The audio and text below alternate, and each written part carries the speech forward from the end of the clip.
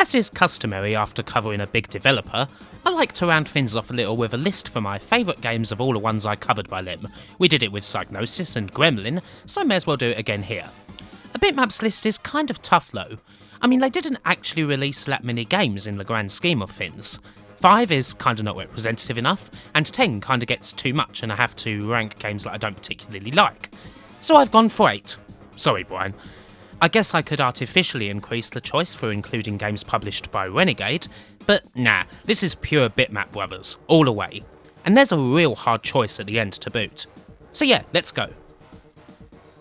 Because there's so few games, it's not worth limiting certain series to just one entry, so the original Speedball gets in. It's not exactly a memorable game when you compare it to its sequel, but I do still kind of like a lot of things about it. It's pretty simple fun at the end of the day.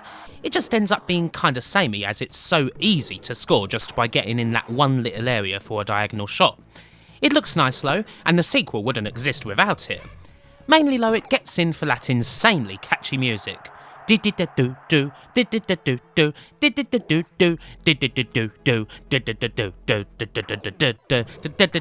Okay, I'll stop now, sorry.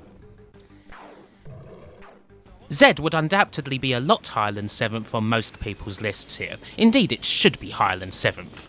This position is simply down to me and my complete and total incompetence when it comes to real-time strategy. You'll notice I don't cover those games much. Why? Because I don't understand them, and I'm terrible at them. I've tried to get into RTS several times, but my brain doesn't compute, and so I lose horribly, every time, even on the opening tutorial missions, especially in a game that's as challenging as Z. I'll happily place it because of the awesome cutscenes, and I recognise that it's definitely better than 7th place. I'm just useless. Sorry.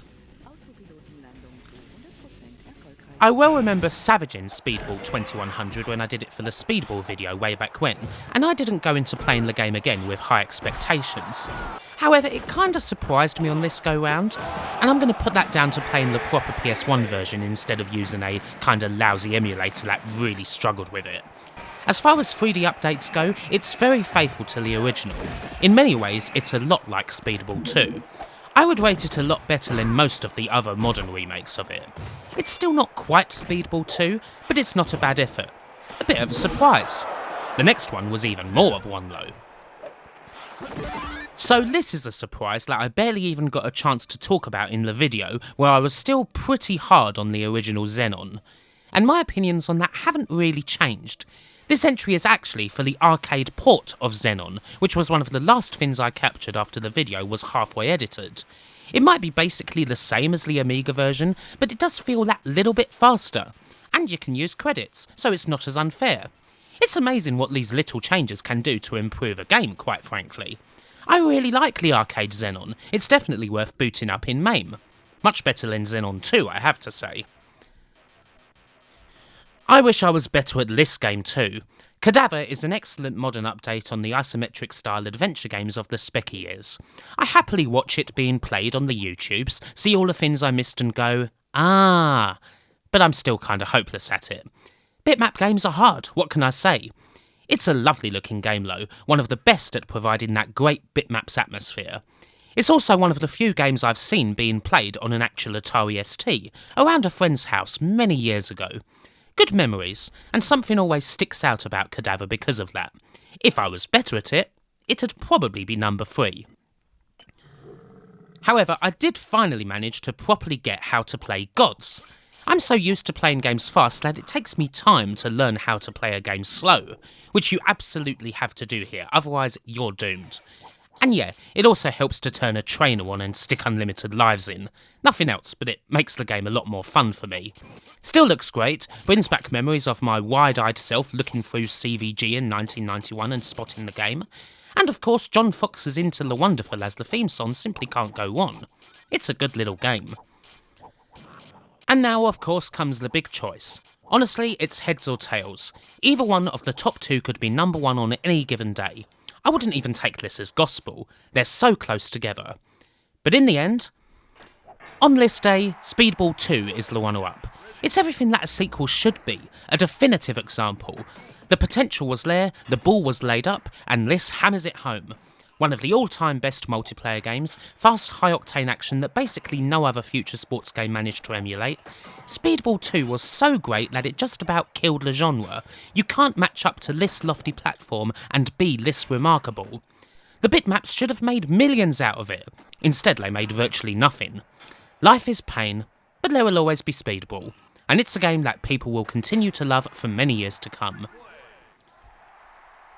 And so the Chaos Engine gets top spot. It's almost arbitrary because these two games are so close. Today though, something about the game's art just struck me, as it often does. Again, it's another great multiplayer experience, fantastic co-op play, and even playing with the computer doesn't change much about that. That blistering music, the forest in particular, is one of my favourite ever in-game tracks. I've played the first few levels of this game for videos more times than I care to think about, and I don't care, it just gets better every single time.